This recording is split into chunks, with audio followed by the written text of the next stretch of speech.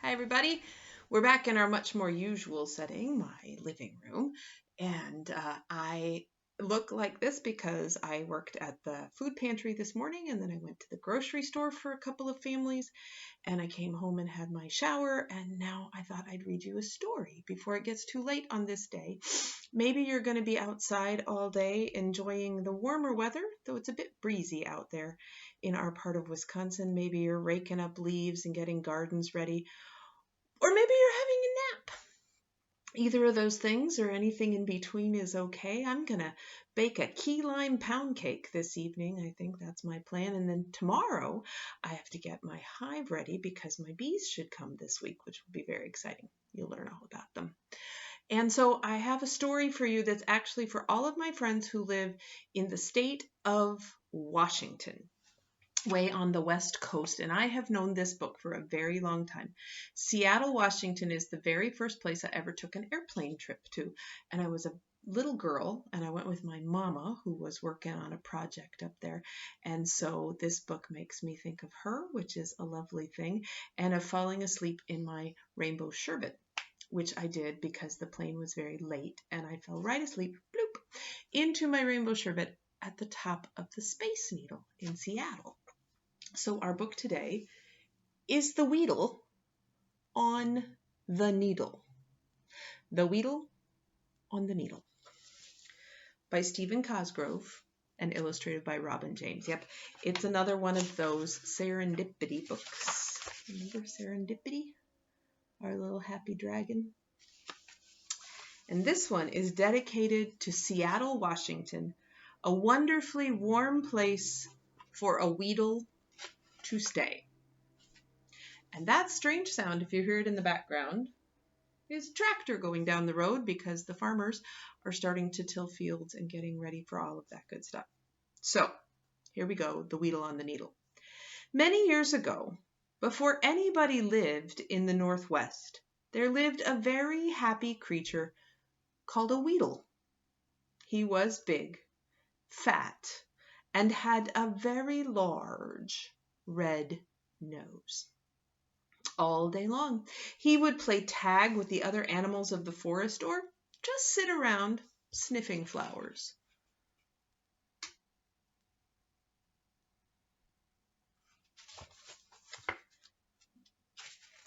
One day, while the Wheedle was playing, he happened to look down on the bay and saw a whole ship full of men arrive.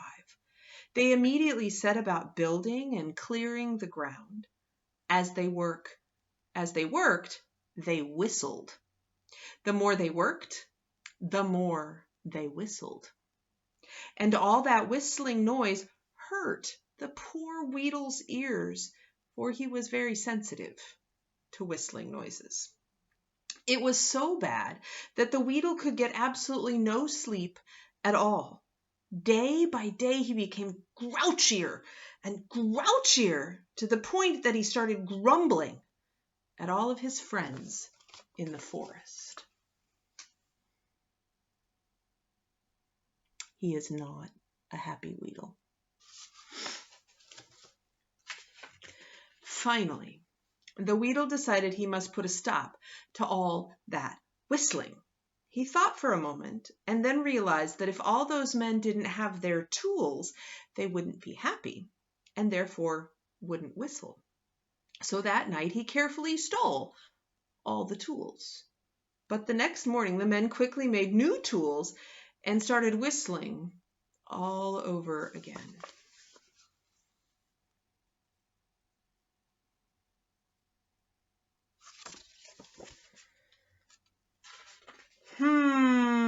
He grumbled. What am I ever going to do to make those people quit making that whistling noise so I can get some sleep? He decided that maybe the best thing to do was to scare them. Because when people are scared, they can't pucker. And when they can't pucker, they can't whistle. He began creeping up behind them and growling at the top of his voice. And sure enough, those men were so scared that they couldn't whistle. But one time he growled at a very brave lumberjack. And the lumberjack, to prove he wasn't scared, just whistled at the Wheedle. Well, let me tell you, that just about scared the poor Wheedle to death. He jumped back, put his hands over his ears, and ran off into the forest. It was then that the Wheedle knew he could no longer live near the bay.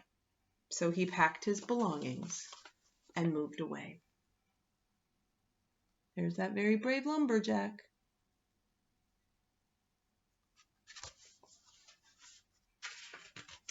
He wandered far and wide, searching for some place that was far enough away from the men so he wouldn't have to listen to all that whistling and could get some sleep. He wandered farther into the forest until he came to the very top of Mount Rainier. He listened very carefully, and as he couldn't hear even the faintest of whistles, he unpacked his sleeping bag, his toothbrush with the squiggly on the end, and his white, woolly pajamas.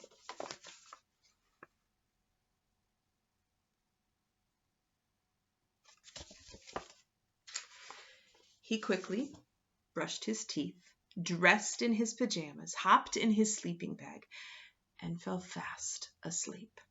He slept so hard that the big red nose went on and off just like a blinking light. But that didn't bother the Wheedle, and he slept, and he slept. In fact, he slept for many, many years undisturbed high on Mount Rainier. One day, years and years later, the Wheedle began to toss and turn in his sleep. Suddenly, he woke with a start. "What was that?" he grumbled as he rolled the sleep from his eyes. He yawned once, stretched twice, and then peeked over the edge of the mountain to see what was going on. Oh, show you the picture. Silly me. Here's a happy, sleepy Wheedle. There, much to his surprise, he saw that the men had continued to build over the years, and now had built almost to the edge of the mountain. But what was more alarming than that was the fact that everybody was whistling. "Oh no," cried the Wheedle, "what am I ever going to do? With all that noise, I'll never get back to sleep," he grumbled.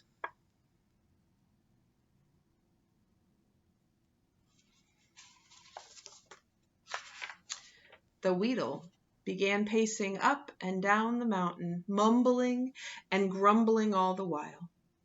Then his eyes lit up, and a smile crossed his lips. "I have it," he growled.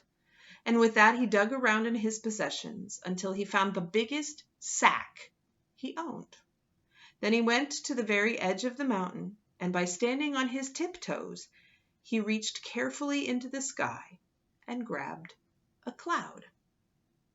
Very gently he started stuffing clouds into the bag until he had it as full as he could get it.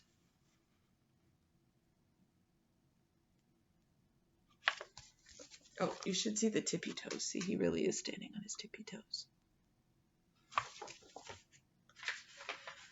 With the bag thrown over his shoulder, he set out for the source of his noisy problem, Seattle.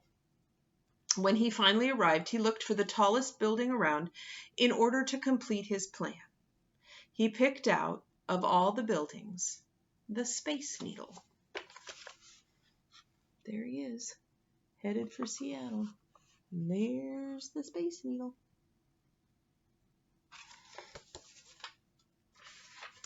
He carefully climbed to the top and gently laid down the bag of clouds. He looked all around and grumbled. This wouldn't be such a bad place to live if it weren't for all that whistling. For you see, all around the Space Needle, children were playing and the older people were working, and they were all whistling. The Wheedle reached into the bag and pulled out the biggest and wettest cloud and threw it high in the sky. The cloud hung there for a moment, then began to rain on all the people below. Now, people in Seattle like the rain, and rainy days are fun, but it's very hard to whistle on rainy days because your lips get so wet. Ho ho! Shouted the Wheedle. Now I shall have some peace and quiet. With the rain falling all around him, the Wheedle stretched out on the top of the Space Needle and once again fell fast asleep.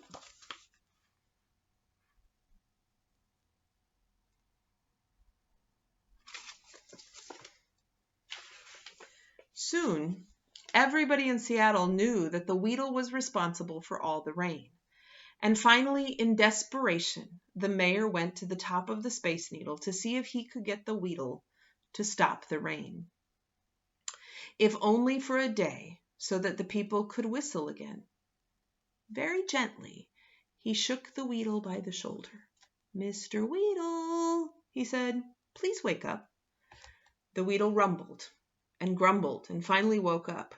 "What is it?" he growled. "Please," said the mayor, "could you stop making it rain? The people are becoming sadder and sadder that they can't whistle while they work." The Wheedle told the mayor his sad story.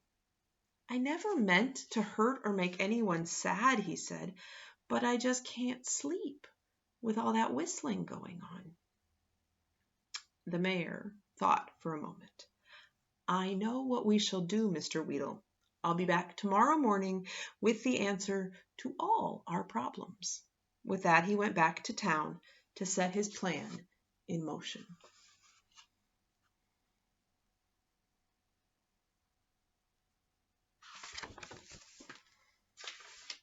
The mayor quickly called all the sail makers in Seattle and had them bring all the cotton they could find to the Seattle Center. Then, when they all arrived, they began sewing all that cotton together. They sewed pink cotton onto yellow cotton and blue cotton onto red cotton, and by early morning they had finished the task. They're all the people who make sails for sailboats. What do you think they're going to make for the Wheedle? Then all the people of Seattle, with the mayor at the lead, marched to the Space Needle and the sleeping Wheedle. They all stood around as the mayor once again woke the slumbering monster. "Ha! What is it?" the Wheedle mumbled as he woke. "Ahem," said the mayor as he cleared his throat. "Mr. Wheedle, as the fact is that you can't sleep with all the whistling, and all the people of Seattle are sad when they can't whistle, we hereby present you with these earmuffs, so that you may sleep in peace." With that, he gave the Wheedle the biggest, most colorful pair of earmuffs you have ever seen. The Wheedle placed them over his ears and smiled for the first time in years. The people were so happy that they began whistling with joy. But the Wheedle didn't mind, because now he couldn't hear it. He slowly folded the bag of clouds, and with the bag as a pillow, fell fast asleep. And he slept so soundly that once again his nose began to blink. There he is, with his great earmuffs that they sewed. There's a Wheedle on the needle. I know just what you're thinking, but if you look up late at night, you'll see his red nose blinking. See, way up there. The end. My friends, I know these are hard times, and I'm scared sometimes too, and grumpy and bored and tired, and I have a hard time focusing and thinking through things, and that's okay. None of us has ever been in a place like this before and had to spend all of these weeks in our houses without being able to go out and see friends or have friends come see us and things like that. And so it's also very new and uncertain, that it's confusing to us. So I want you to be extra gentle with yourself and with the people that you're spending time with and the people that you're talking to on the phone or the email or the videos like this. Just know that we're all doing the best we can. in these very confusing circumstances. And I'm hoping that here, the somewhat warmer weather, the coming of spring, the opening of flowers, being able to get outside, and keep our social distancing, our preventative distancing, but at least being able to be outside will help all of our moods. And know that these days will end, and our good scientists are working on vaccines and treatments and all of those things. And we're doing this again to keep each other happy and healthy, and to remember how connected we are and how much we depend on one another. And the most important thing I want you to remember, you should already know this, you should probably be able to say it by now, right? Is how very, very, very much I love you. Bye-bye.